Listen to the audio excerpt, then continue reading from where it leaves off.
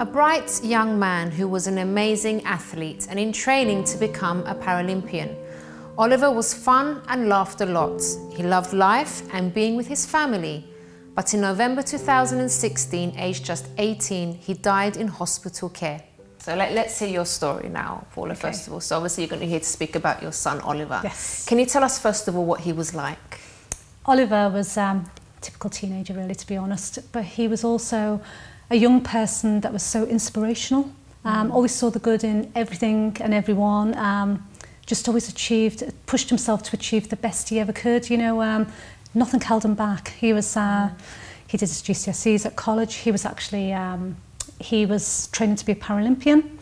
Yeah. He was school council, school prefect. He was fun. He's just always laughing. He should just, if he came into the room, he would light that room up. He loved life and life loved him. Is that what you love the most about him? It's just, yeah, it was just the purity of him, the way he always saw the good in everybody, but just always strove to be the best person he could be. I think he's very, very sadly missed, I think, by so many people. Yeah. What actually happened, Paula, then, to him? Oh gosh, where do you start? So, it started leading up to the year before Oliver died. So Oliver, as a consequence of meningitis as a baby, he had a stroke, and that left him with mild cerebral palsy. He had focal seizures, so absence-type seizures, so that he was always fully conscious, high-functioning autism, and an incredibly mild learning disability. And Oliver was living a good life, and, like I said, enjoyed life and really embracing things. And we were told he had a full life expectancy and would require maybe a tiny bit of support later on. So we would live independently. And then that last year, due to GCSEs and college life, anxiety caused further seizures for him. And he was taken into a children's hospital in Bristol for further investigations of the seizures. And for the first time after that, Oliver was given sertraline, which is an antidepressant. And we were quite surprised at that because Oliver, he wasn't depressed. He loved life. But he had absence-type seizures. And I just felt they were misunderstanding his seizures. But, you know, as a mum, you do as you're told. And as soon as I raised the dose of that medication, because Oliver was incredibly sensitive to medications, we saw a decline in Oliver's mood and an increase in seizures. And sadly, Oliver had to be readmitted back into the hospital. And he was anxious and he was agitated, so, you know, frustrated. And for the first time ever, they gave Oliver an antipsychotic medication. And the change in Oliver was catastrophic. We saw an increase of seizures up to 30 a day. So whereas before he had 2 a fortnight, and we're talking about very, you know, very quick. He was suddenly biting his skin, trying to pull his hair out. We did not recognise our son at all, and he was terrified. And we complained to the patient liaison services, and we kept saying, take him off the medications. And they did. In the end, they did. And Oliver returned back to his normal self again. Sadly, he had some more seizures, and he was readmitted back to the same hospital again, and they did exactly the same thing. Unbelievable. So much so, they placed Oliver on a section, so they deprived him of his liberty, Deprivation of Liberty, Mental Capacity Act. But a bed couldn't be found, and we complained and complained and complained, and eventually they listened and they took him off, and it was the same thing again. And in that time, Oliver was seen by the community pals, and the words they said was that Oliver was sensitive to medications and an environment that was not adapted to meet his needs. So the same type of thing was happening again and again, and so much so, at my request, Oliver was transferred to a London hospital, and they did exactly the same thing. They gave him antipsychotics. They were misunderstanding Oliver's autistic behaviour. Unbelievable. It was horrific. Ridiculous. So much so, Oliver was placed on a Section 2 again, and he was transferred to a mental health unit. And the words there that the psychiatrist and the nurses used were, it was a total misuse of the Mental Health Act. Oliver was high-functioning autistic, his autism, and he had epilepsy. And they discharged Oliver very quickly back into our care with those words again. sensitive to antipsychotics and benzodiazepines. And he came under the care of the Community Learning Disability team. And they were saying the same things. He's not psychotic, he's not mentally ill, he's high-functioning autism. Sadly, in October 2016, so it's this week actually, Oliver was admitted into an adult hospital in Bristol. And this time, in the ambulance, Oliver had made it clear he was happy to go to the hospital. Sorry, he was having clusters of seizures, so absence-type seizures that didn't terminate by themselves. So he agreed to go to hospital with the ambulance staff. On provision, he made it very clear, he said, do not give me antipsychotics, they mess with my brain and they make my eyes go up. And he was reassured by the staff, the ambulance staff, that they would pass that information on. I reassured Oliver, I said, I'm going to run back home, I'm going to get, we had a yellow folder that contained all those letters from those doctors saying his sensitivities, you know, his autism, all vital information, and also Oliver's medical healthcare passport, which details information about Oliver. His likes, his dislikes, what will de-escalate a situation, his reactions to medications. So I did that, and I met Oliver at the hospital, and as soon as I arrived there, he was surrounded by doctors, all talking to him at once, but suddenly he had 3 police officers who were holding him by his arms. They were close proximity, and I immediately took the folder to the nurse and the medical passport and said, look, Oliver has autism, you need to make a reasonable adjustment, just, you know, you need to give him some space. This is his medical healthcare passport, and she reassured me, but I watched her put it in the drawer. Didn't even look at it. She didn't look at it at all. And then we met the neurologist, and he actually read all those letters. He took his time, and he reassured us that he had no intention of giving those medications. In fact, he wrote it in on the medical healthcare, you know, on the medical charts, under the allergies box, that Oliver was sensitive to antipsychotics. And we were reassured. Oliver, we went back to Oliver, and everybody was talking to him at once. They were using medical jargon. I had to weave my body in between the doctors to get beside Oliver. In between seizures, Oliver came out, and at one point he said to me, oh, Mum, I feel good now. Can I go home and watch the X Factor and have our party tea? It was Saturday night. And nobody thought to even reassure Oliver, to say, Oliver, let's just get this, let's get you sorted. Yeah. Let's let this medication wear off and then you can go home. That didn't happen. And Oliver at that point said very clearly to the doctors, don't be giving me antipsychotics. Please don't give me the antipsychotics. They mess with my brain and they make my eyes go up. Same things over and over, and he was reassured again. Consequently, the seizures came back, and the doctors decided to put Oliver onto life support because they wanted to do an MRI scan to just investigations. And we agreed with that because we thought, thank goodness they are not going to use those drugs. Yeah. It was extreme to intubate him like that, but they weren't going to use those drugs. Sadly, a few days later, Oliver's still on life support, and we were met by a neuropsychiatrist who'd met Oliver twice in the community for just 2 10-minute appointments. And she spoke to me and my husband and said, how are we going to treat Oliver's psychosis? And we said, Oliver is not psychotic. He's not mentally ill. And she just kept talking about this psychosis. In the end, we told her what Oliver's wishes were. He was not to be given antipsychotics. He'd been reassured prior to intubation. I showed her the previous letters from the unit.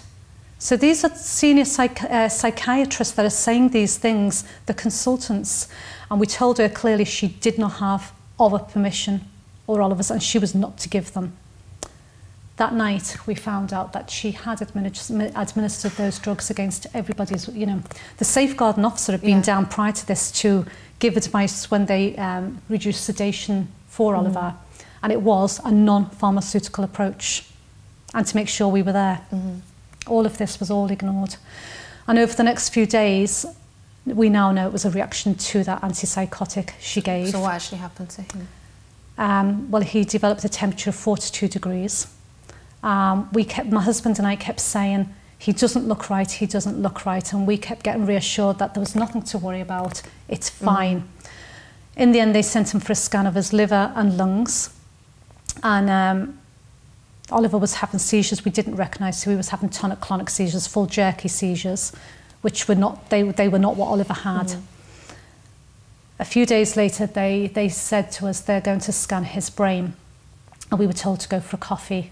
And my husband said, so long as we don't get taken into that side room, I'm not worried. And when Oliver came back, we got taken into that room.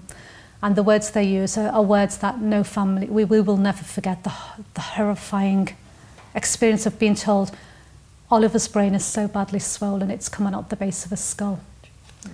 And we were told that Oliver would be left blind, he would be paralysed, he would be reliant on breathing tubes, he'd be tube fed, he'd have no memory, no speech, everything was gone. So this once vibrant young teenager that was just so full of life, always laughing, always saw the best, and everything was taken. He was just a body then after that.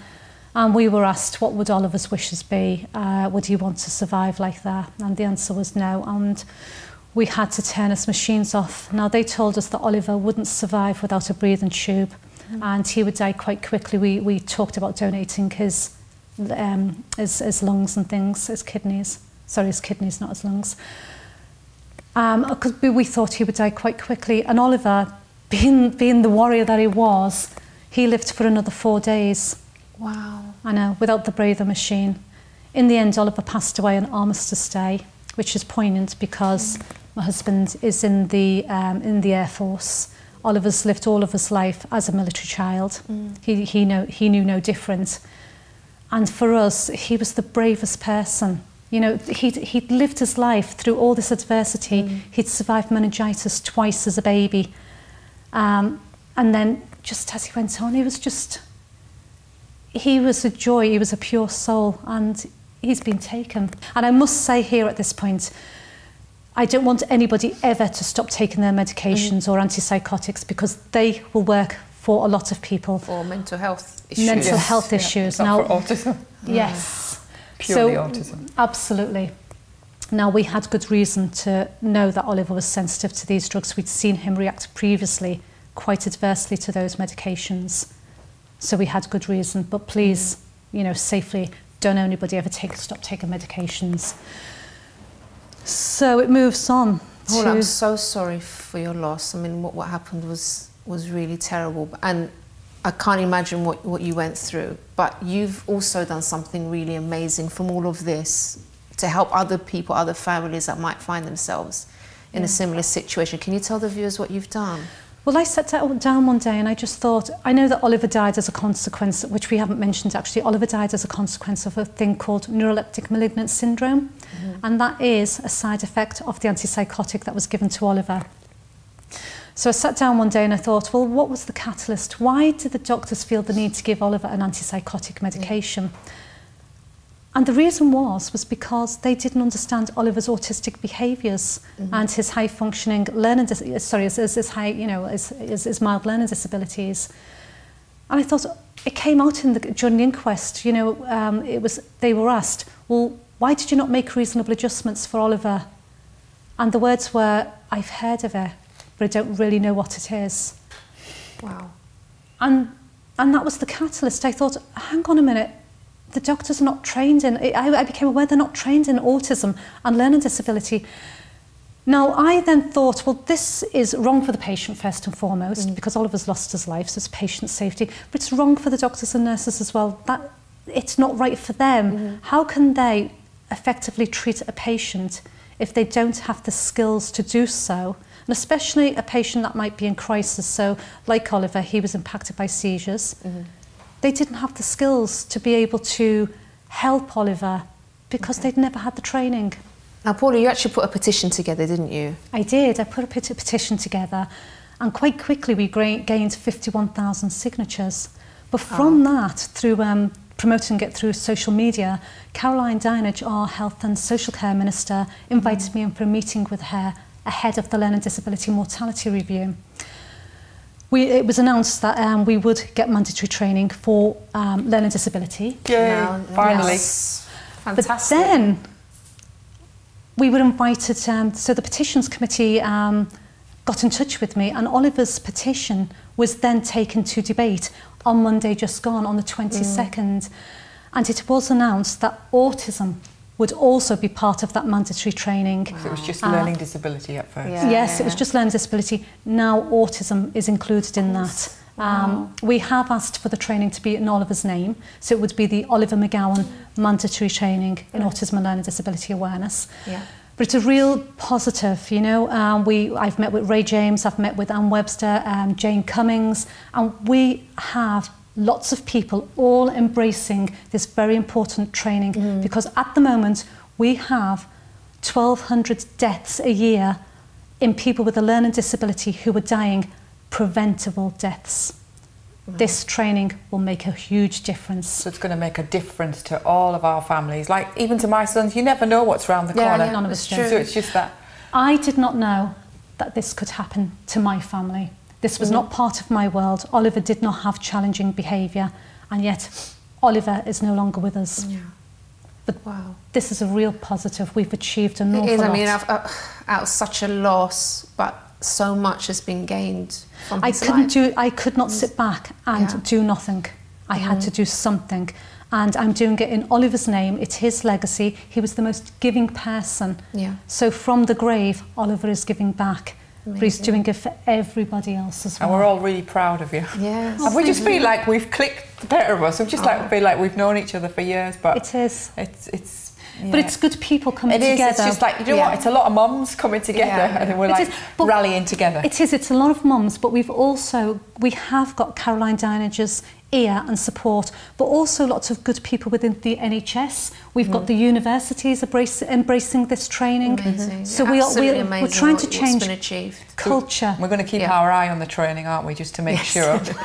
This content has to be effective. It does. We do not want a tick box. Well, you are exercise. extremely determined. I can see that, and you know it's going to be amazing. Thank you so much, Paula, for sharing your story. Absolutely amazing. I'm gobsmacked, really. And Anna, thank you so much for bringing well-deserved award, by the way. Definitely well deserved. Oh, she touched me.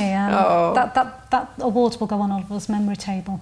You don't really realise how much that meant to me. It was just like when we met, and I just thought straight away, she's got to be having an award. Yeah, definitely. Well Anna's choice. I won a MenCap award as well last week. Still waiting for that award, mind. Okay. I have to leave it there, ladies. I'm so sorry, but thank you so much. Me. And please keep us updated with what's been happening with I will do. everything. But thank you for giving me the platform to tell Oliver's story. Absolute pleasure.